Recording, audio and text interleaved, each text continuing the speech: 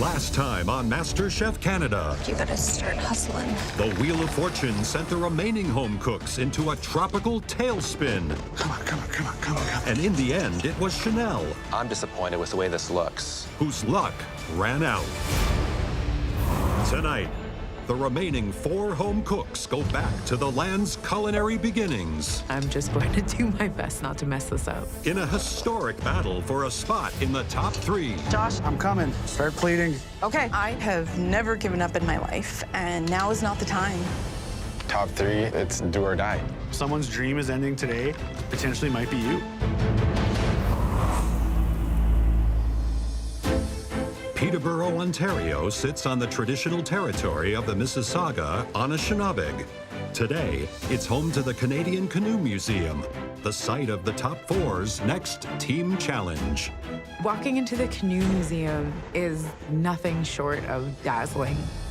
Beautiful canoes suspended at different levels all throughout. I have no idea what's in store for us. When I first started my journey here, I almost dreaded walking into the kitchen, not feeling like I was good enough, but now I actually feel like whatever it is, I can do it. Today, we are at the beautiful Canadian Canoe Museum. And please welcome our guest, Joel White Duck Ringgit, an Algonquin Ojibwe chef who owns the restaurant Nishtish in Toronto. Ani, kwe, welcome everyone. In the past weeks, you have proven that you can work with ingredients from all over this globe. But today, we want you to get back to the soil on which we stand by creating a meal using ingredients indigenous to this land. At Nishtish, we use a lot of game meats and local fish, but especially important are the 3 sisters, corn, beans, and squash. They are the original crop that was grown on this land. The teaching is that they are 3 inseparable sisters who only thrive and grow when they are together. You'll be creating an elegant and innovative 3-course tasting menu. Each one of those courses must feature one of the 3 sisters. Corn for the first, beans for the second, and squash for your final course. And you'll be cooking that meal for a group who know better than anyone how to create magic with those ingredients. Chef Joel and other luminaries from the world of First Nations cuisine.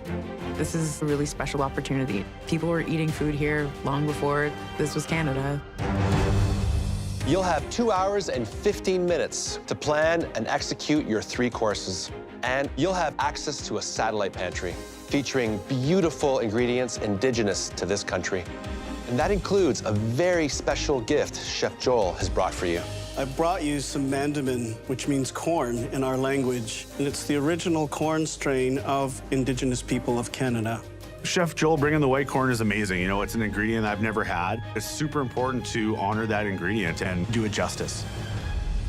Andre, you had the best dish in the last Elimination Challenge. So you get to choose your team member, which means you're actually choosing both teams. Oh, right. Come on up here and get your apron. Any advantage close to the finale of the competition is a huge upside. Choose carefully, Andre, because the winning team today will earn an express ticket to the top 3. While the other 2 cooks will battle it out in a pressure test for the final spot. So, Andre, who is it gonna be and why? I've never worked with this person before. She is so creative and I want to pick her brain. So I'm gonna have to go with Jennifer. Good luck. I feel mega excited to work with Andre. He is super creative, and I just feel like it's gonna be like an awesome mind meld. Chrissy, Josh, that means you're the blue team. Please come and get your apron. I feel like we're kind of the underdogs, Josh and I, but we can run with the big dogs. We can do this. Claudio, Alvin, and I will be eating with the guests and listening to their feedback. But in the end, the 3 of us will decide the winner based on creativity, taste, presentation, and how well you've honored the 3 sisters. Then Wamazik, good luck to all of you. head to your kitchens because your time starts now! Almost fell down the stairs. All right, let's get planning here. Okay. Oh, look at this. This pantry's super inspiring, as well as the three sisters. There's a lot of wild berries, a lot of mushrooms, beans that are like this long that I've never even seen before. There's definitely an amazing variety of ingredients to use today. Take some corn. Okay, so I got these little guys. What worries me about the challenge is doing enough justice to these really special ingredients. Like, these are so delicate. Yeah. I think they'll be really yummy. I'm just going to do my best not to mess this up. Okay, ready to party? Yeah. Okay. Let's talk about the teams. I'm sure it came as no surprise that Andre chose Jennifer. We should start with a pemmican, like right out of the gate. We can pair that with some bison. Yes. Jennifer is very imaginative. Almost everything she's created has a story. I'll get started on the corn. And I'm always thinking of new ideas and new techniques. So I think we could create something very special. Okay, so let's do the corn chowder. I'll do a corn fritter with like a maple drizzle on the top, so that'll go on the side. If there's any home cook in season 6 that is the most improved, I think it is Chrissy. You good doing the soup, like getting the soup going, basically? Okay. I think the judges have a really good idea of who I am as a cook. And they love my flavors. However, today I am a little bit worried about plating. I know that it's not Josh's strong suit, and it's not my strongest skill either. So Josh and I really have to step it up today. We're making a pemmican-inspired corn and bison. Pemmican was an indigenous way of preserving food that you could take with you if you had to go out hunting for a very long time. It would be traditionally meat, dried berries, like nuts, often corn. So we're just really celebrating all of the ingredients that would have originally gone into something like that. Andre's gonna work on some bison later, and I'm working on the corn. Chef Joel has given us mandamin. It's a white corn, and I think tying it in with like the pemmican idea is really special. So I'm working on our dessert right away. So right out the gates, I start making a squash cake before I can start the bison because I know that will take a while. It's all about time management. I need to get this cake done like yesterday. You got this, bud. I'm working on our corn chowder right now, so I'm getting as much corn as I can off of here. I am working on a corn fritter that's gonna go with our soup. I'm using corn flour, corn meal. It's gonna be amazing. In the last challenge, I almost went home. The end is so close. You know, we're down to 4 cooks now. It's definitely gonna be a tough game from here on out. 14 minutes. I'm just gonna take off enough for the first couple steaks. Yeah. Okay. So I'm just kind of trying to set things up for Andre because I know he's working really hard on getting that cake done. How do you time this thing? I get the cake in the oven and start working on that meat. I have to make sure those steaks are perfectly cooked. And then I have to make a great pan sauce. Oh, beautiful. I've come a long way. Before this, I was working in the hospital, doing my regular routine, and now I'm top 4 in MasterChef Canada. Being here is making me realize that cooking is where I should be.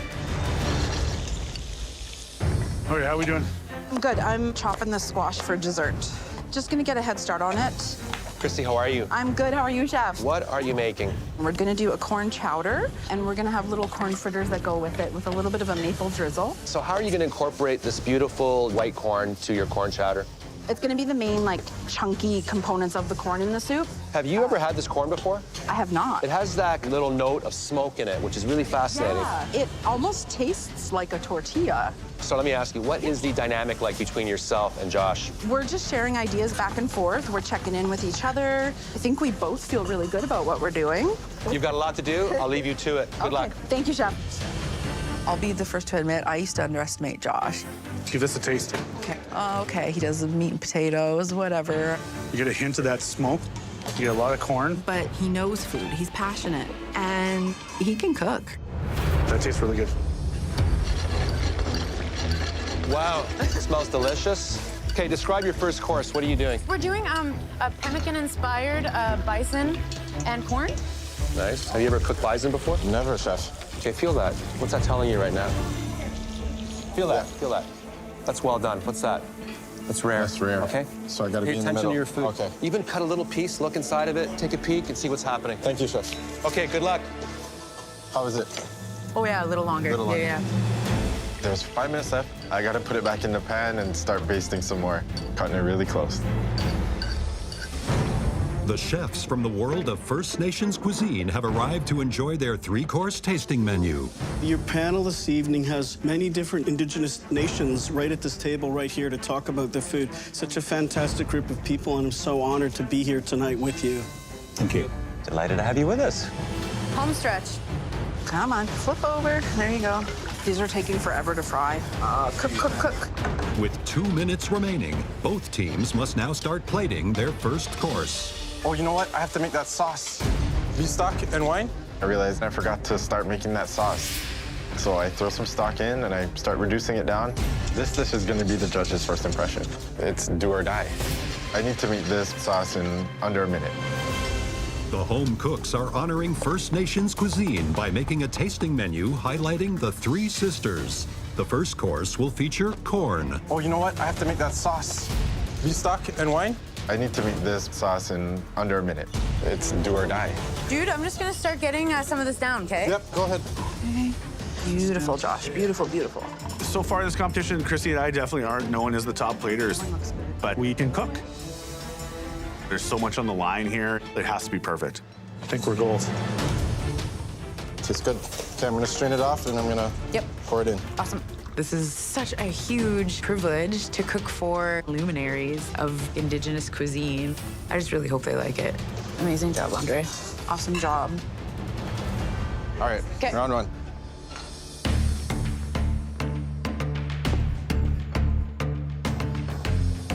So what you have in front of you from the blue team is a corn chowder with smoked cheddar and corn fritter.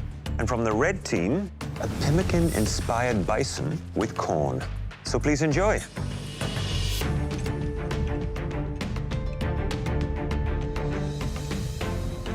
I am very, very impressed. These dishes look like they came from a professional kitchen.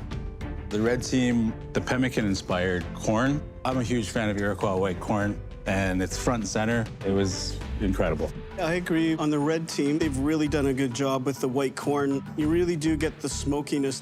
Whereas I feel with the blue team's dish, the white corn is featured, but you don't quite get that from this particular dish. The soup on the blue team, the flavor profile and the seasoning is a bit weak. I think it needs to be amped up in the actual flavor of corn, something to just give it another layer. I think the red team, lots of flavors coming from the bison, but I would have preferred probably a little bit more rare. Chef Wolfman, could you tell us your thoughts on the blue team's corn chowder?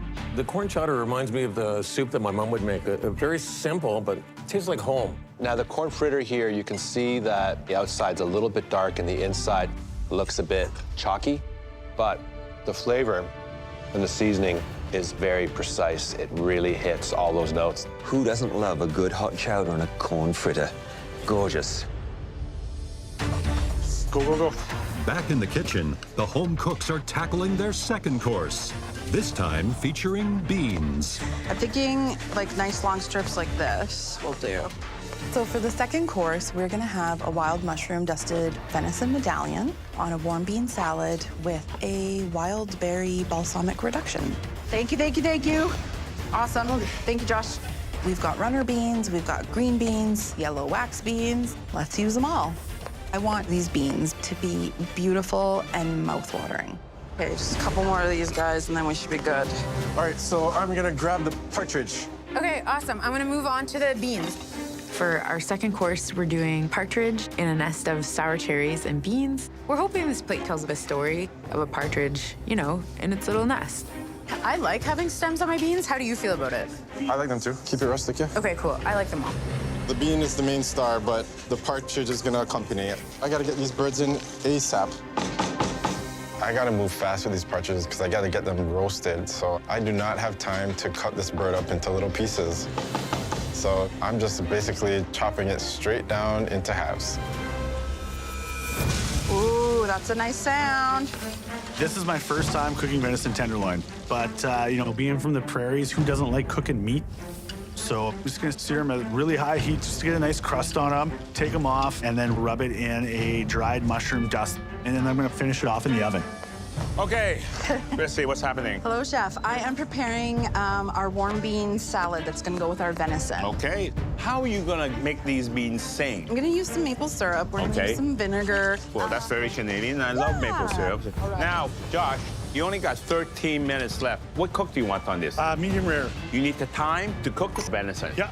And also, you need time to what? Rest it, Chef. That's right. Yep. 13 minutes left. Thank you, Chef. I appreciate it. It's definitely going to come down to the wire. I'm going to literally treat these beans as though they're like a steak and like butter baste them. Oh, yeah, perfect. The treatment we're giving to the beans is to butter baste them to really kind of bring out their more like earthy elements. I like them whole, man. Yeah, no, I like them too. I love the great outdoors. One of my fondest early food memories is fishing with my dad. He passed away when I was 20. Being here and using all these really special ingredients and just seeing how far I've come, he would have loved this. 4 minutes! You only have 4 more minutes left! Josh. Yes, Chef. How's the venison doing? Come on, you gotta rest it. I don't want to pull them out until they're exactly perfect. And I know it's not exactly there yet. Just a little under where I want it. Josh? Yeah, I'm coming. Start plating. Okay. We are running out of time, but we cannot serve these guests and these judges undercooked venison. It has to be just right. Okay, I'm gonna pull these out in like a minute, okay? It's almost there, so I'm just praying that this works out for me. Josh, how's the venison doing? Come on, you gotta rest it.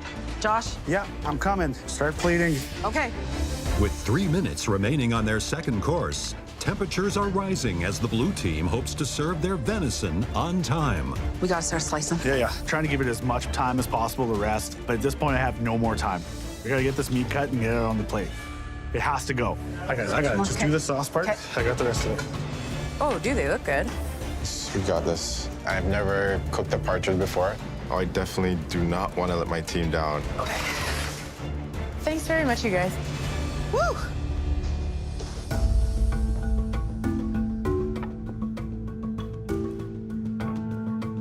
So the second course from the red team is roasted partridge with sour cherry gastrique and a bean nest. From the blue team, we have venison medallions, 3-bean salad, and pickled cinnamon cap mushrooms.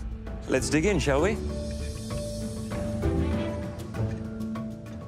I think on the red team, just feels a little bit more sort of rustic and homey and simple. Counter to that, the blue team, I think there's some elegance to the plating. I like the balance of this dish. You have the bean, still has this crunch. The berries provide the acidity, so one working with the other. Now, the venison is slightly overcooked, but still, for me, it's not bad. On the red team, the partridge is delicious, lots of great flavor. The beans, however, you can see that they weren't cleaned properly, which is a problem. For the red team, when I think of Indigenous hospitality, Indigenous food, I think very approachable. This is how we would eat it, right here. But the beans could use a little bit of work. For the beans to be a featured ingredient, I think Blue Team really did a great job. I had to cut off the ends of my beans to eat them off of the red team. Thank you for the feedback. Last push, last round. It's all sweet stuff. We got this. So with this third course, we have a squash cake with a tempered chocolate bark on the side. And we're gonna finish it off with some juniper pastry cream. Way to already have the cake done, dude. Yep. We start big. Andre has the cake already done. I'm gonna get started on the juniper pastry cream. Andre's gonna start making some chocolate bark. So I'm using a brush so I can get the bark lines onto the chocolate. We're still sticking with the outdoors theme, and I want this chocolate to look like tree bark. This is the third and final course. Everything has to be perfect. We gotta get this cooled down quick. Oh, it's so pretty. Baking powder, baking powder. Where's the baking powder? The idea for this third course is to really celebrate the squash. So we're gonna do kind of like a play on a bread pudding using bannock. There's nothing better than a hot piece of bannock. Bannock is a quick bread that's very simple to make. You know, it's pretty much flour, baking powder, and water. Ready for this? See how this goes. Bannock is perfectly done when it's nice and golden brown on the outside. Oh, that looks gorgeous, Josh. I'm responsible for squash, and more squash. So squash puree, caramelized butternut squash. Also a whipped cream with some birch syrup, cinnamon, and nutmeg. Yes, that's perfect. I want to eat this. I really want to eat this dessert. Oh my God. That is so good. Oh, this cake is nice. I'm gonna follow you with the pastry cream, okay? Perfect. I'm mega proud of us. We had such a joy of a time cooking together, and I think that really showed in our food and on the plates. I'm gonna follow you this way, okay? I'd be extremely devastated if we lose this one. Okay, so just over top. Like that? Perfect. These are so nice, Josh. Oh my God. I feel like this challenge has been perfect to show that I can be delicate and plate well. And also that, hey, I deserve to be here and I'm a force to be reckoned with too. You thought these big hands would be using flowers, right? All right, thank you guys. Yes. Good job, guys. Good luck tomorrow on the pressure test, red team. Boom, mic drop, I'm out.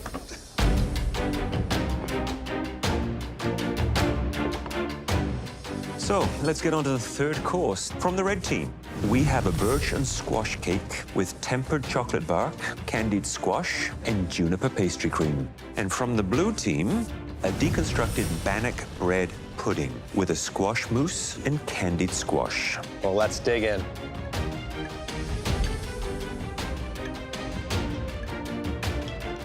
What I first of all notice is the plating styles have flipped. The red team has gone with a more sophisticated plating, whereas I felt their bean course was much more rustic. On the blue team, plating is much more sort of homey and simple. Visually, these are probably my favorite plates. The blue team's plate, the squash in the puree, you can taste it. Candy squash, also a nice touch. I love the texture from the bannock. I just love the complexity. The red team, at first I thought, gee, the cake might look a little on the dry side, but oh no, it was beautiful and moist. The flavors of this slightly bitterness from the chocolate was just absolutely wonderful. I agree. I like the chocolate with the squash, something I never really thought would go. I'm really liking this. Chef Mandy, what are your comments on the third course? I don't know which one I like better. They did a good job on both of them. You know, you're all our guests today, and I'm very proud. I think that they have really risen to a new level in the kitchen tonight, and you can see it with these two desserts, both extraordinary. I think we can all agree that was a terrific meal. Now let me introduce you to the talented home cooks who made it.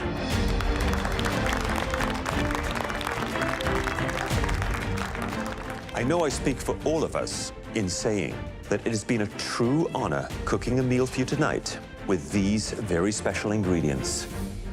Now, the home cooks are probably eager to find out which team wins this challenge. Yes, Chef. But we're not announcing it until tomorrow, back at the MasterChef Canada kitchen. In the meantime, why don't you come and meet the guests that you just cooked for? You know, it's a table of all chefs. Wow. Everyone's a chef?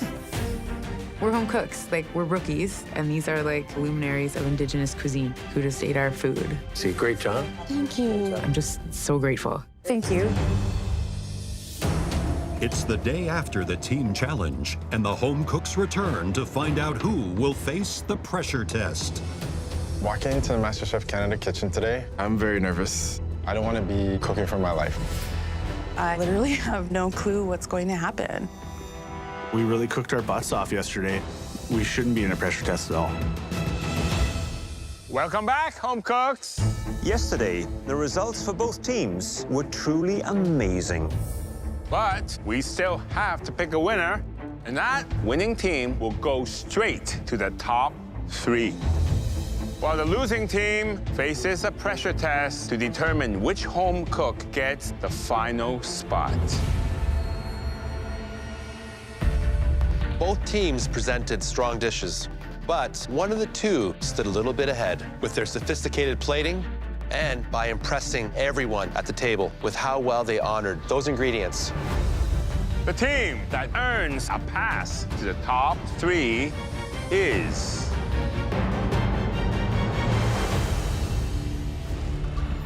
The team that earns a pass to the top 3 is...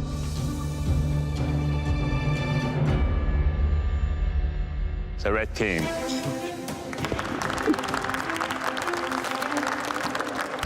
We just put so much care into that meal.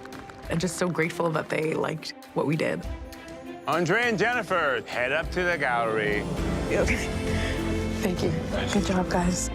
I feel extremely grateful to make it this far. And we're automatically top 3. Oh my gosh. Chrissy and Josh, you will be on opposite sides in the most challenging pressure test of the season. Now, please put on your black aprons. Ugh, I hate putting the black apron on. Good luck. Thank you, Chef. Josh, also good luck. Thank you, Chef. It's a 50-50 chance. It just takes one mistake and you're the one going home. Someone's dream is ending today. Definitely makes the hair on the back of your neck stand up because it potentially might be you. This next replication challenge will require precision and a delicate hand. Today, you'll be making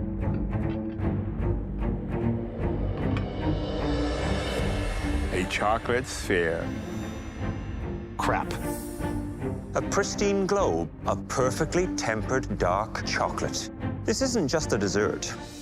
It is a work of art, and it's much more complex than it appears. This perfect chocolate ball, shiny, sparkling, and you want these hands to make something that pretty and delicate? You might want to get a little closer. My stomach is just knots. I bake, but creating this perfect glossy orb is so far out of my comfort zone. What you see now is about to disappear. Chef Michael begins pouring a bubbling hot caramel sauce over the chocolate orb. It's really mesmerizing just watching it melt and fall apart like that. Inside that dome is a whole different marvel. A pistachio cake surrounded by honeycomb and topped with brulee figs. Have a taste?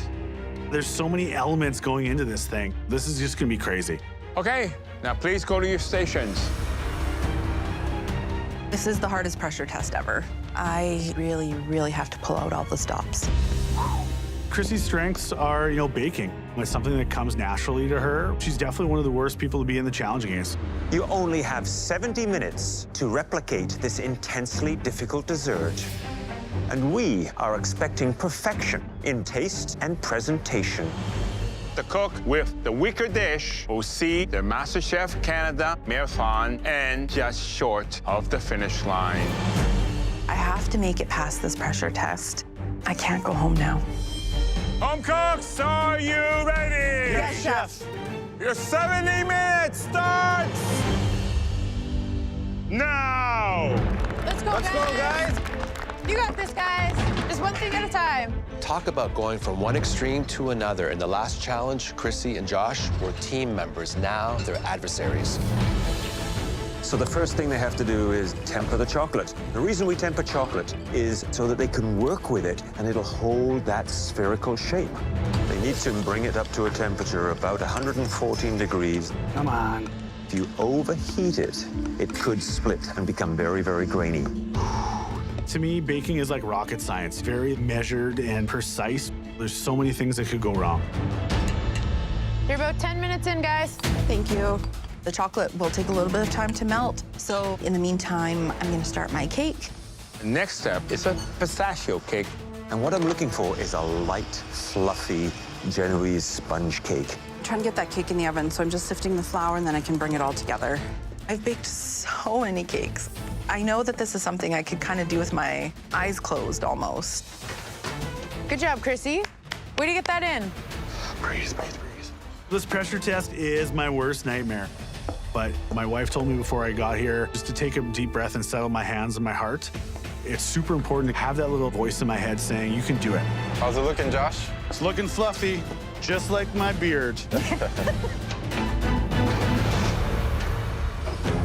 45 minutes. You only have 45 minutes left. Good job, Chrissy.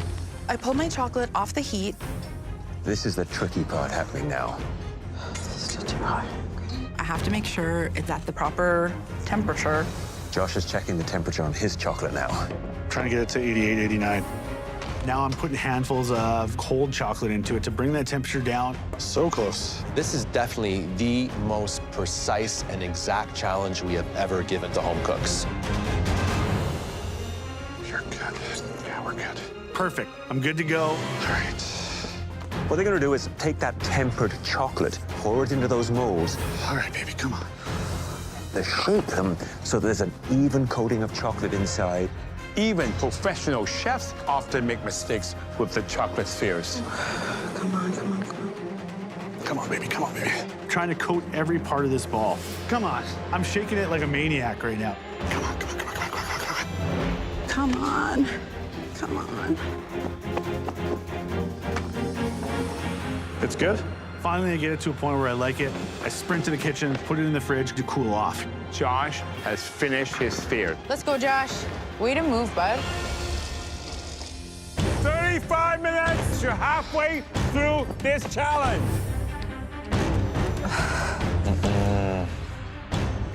Her sphere's not working. I'm realizing that my chocolate has cooled down too much. It's not spreading inside the sphere. It's starting to set as I'm moving it around. Why? Chrissy is in deep water right now. All that's going through my head is, you're done.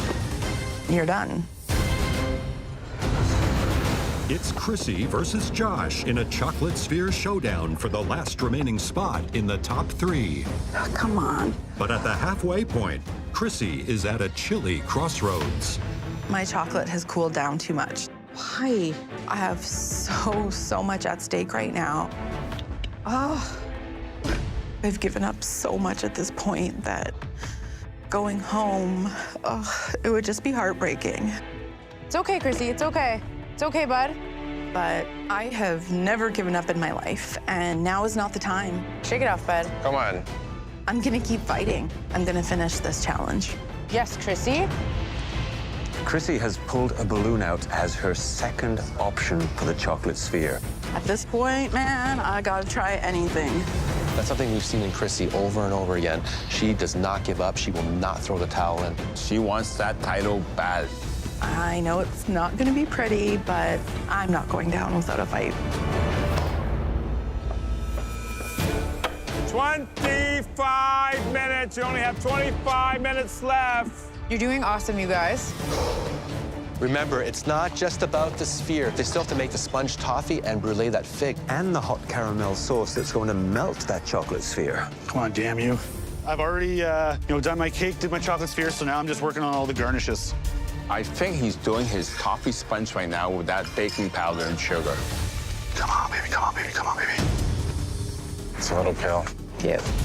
Josh's sponge that he's made is not working out. It's too light. I have to do that one over again. He did not allow it to actually get caramelized and get that beautiful depth of flavor. With 15 minutes left, I combine all the ingredients again and start from scratch. Okay, so let's do this. I'm cutting it very close at this point. Way to keep hanging in there.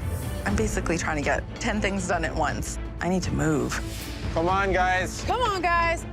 These home cooks barely have time to think. I take my cake out of the oven, and it worked.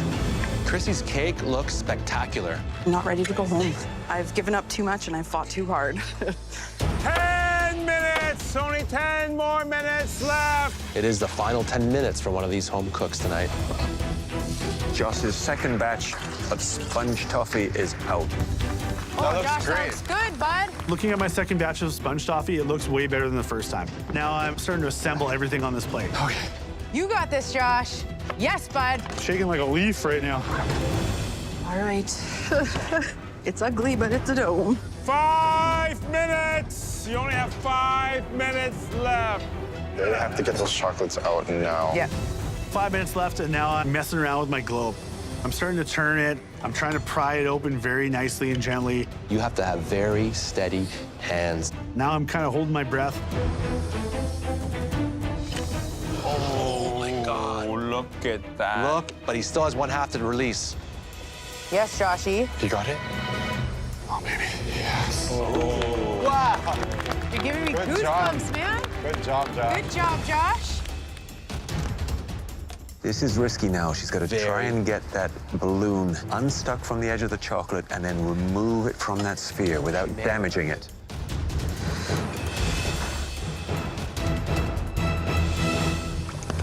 There you go. Awesome, Chrissy. Let's go, Chrissy. I made a hole. There you go, Chrissy.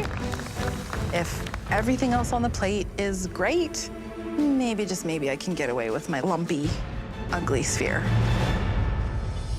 1 minute. Remember, everything has to be out in 1 minute. Come on, 1 minute. Come on, Don't guys. forget the caramel sauce. 1 minute. Guys, you make sure you get every component on the plate. Okay, come on.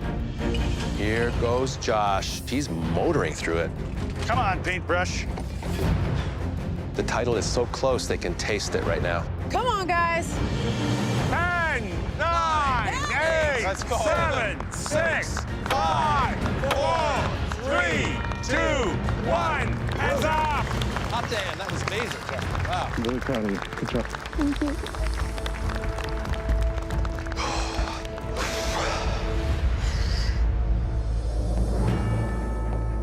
Hi there, Josh. Chef, That was an amazing challenge to watch. How did you feel when you finally had those molds release from the chocolate? definitely happy that it came out in one piece. Well, the tempering of the chocolate, I think, was pretty decent because it has that nice, lustrous shine to it. Now, the moment of truth. This dessert needs to reveal what lies beneath it. It has to be that perfect thickness in order for that magic to happen. Yes. Right on cue. A real showpiece. I want to try a little of that sponge toffee.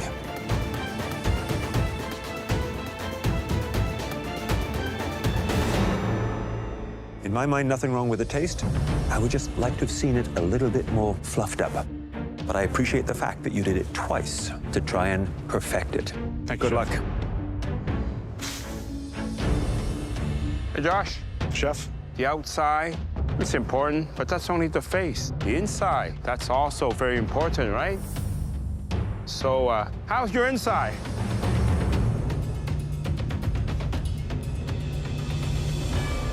The cake, just a little bit dry. But I love figs. You did a great job cooking them. The butter, the seasoning, it just adds an extra goodness into this dessert. Were you surprised you're able to pull this off? yeah, chef, you know, being a big guy, not used to little dainty things like that. I was a little worried I'd manhandle it too much, but I was super happy to get it all together for you. Well, very nicely done. Thanks, chef.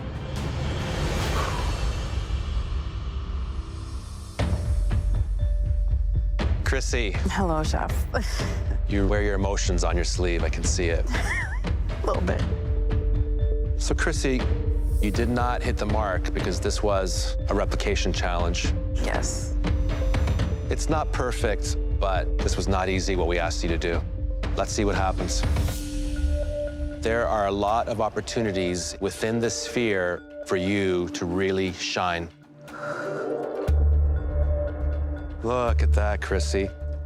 That's beautiful. Very inviting.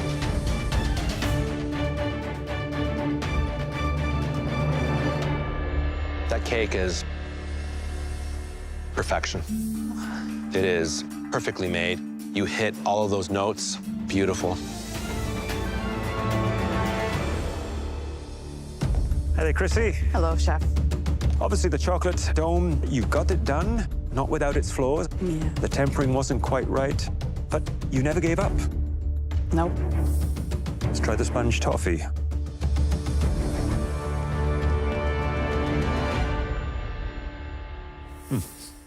Has great structure. Taste is very good. In my opinion, textbook. Thank you, chef. Figs cut through the richness of the sweetness of this dessert. It certainly wasn't perfect on the outside, but it was pretty on the inside. Well done. Thank you, chef.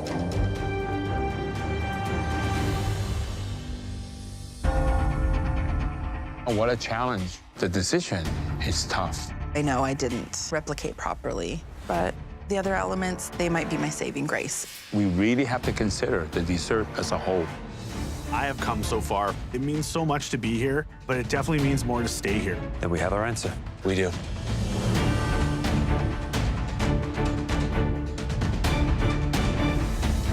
We gave you your toughest challenge yet. And the chocolate spheres that you delivered were extremely impressive. But there can only be one winner. And tonight, one home cook earned that win by overcoming their own doubts and mastering a dish miles out of their comfort zone. And that home cook is...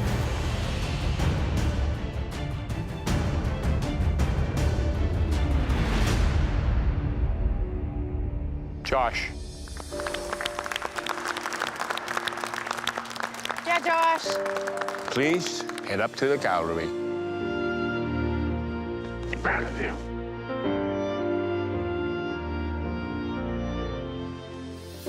We started with thousands of people, then it was down to 18, and then it was down to 12. And now it's just 3.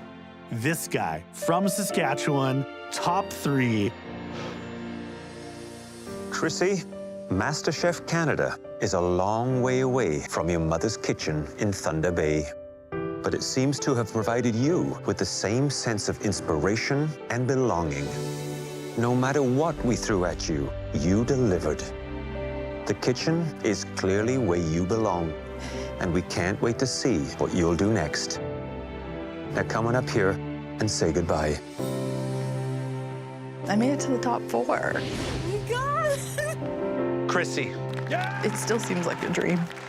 I've done things I never thought I could do. It's amazing. Thank you so much. I've worked with ingredients I've never seen or heard of. First time you made it, eh? Yes, I don't believe you. You got the taste spot on. I've met people I never would have met. And I've learned a lot about myself. Hugs, big sweaty hug. Chrissy, before you leave, who up there is going to be Canada's next Master Chef? I'm gonna say Andre. He's the quiet one, you know? You gotta watch out for him. No pressure.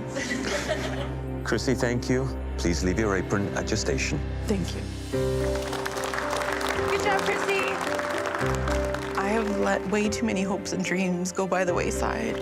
No more settling. No more. It's my turn.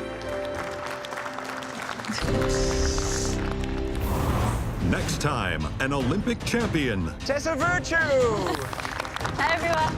Wow. Inspires the top 3 to go for gold. With just 3 left, everything's on the line. And elevate their presentation to new heights. Doesn't get much better than that. In a fiery semifinal. Top 3 means serious business. I can feel it, like my fingertips are touching the trophy. We're so close to the end. I don't want to go home. That will determine who will make it to the MasterChef Canada finale.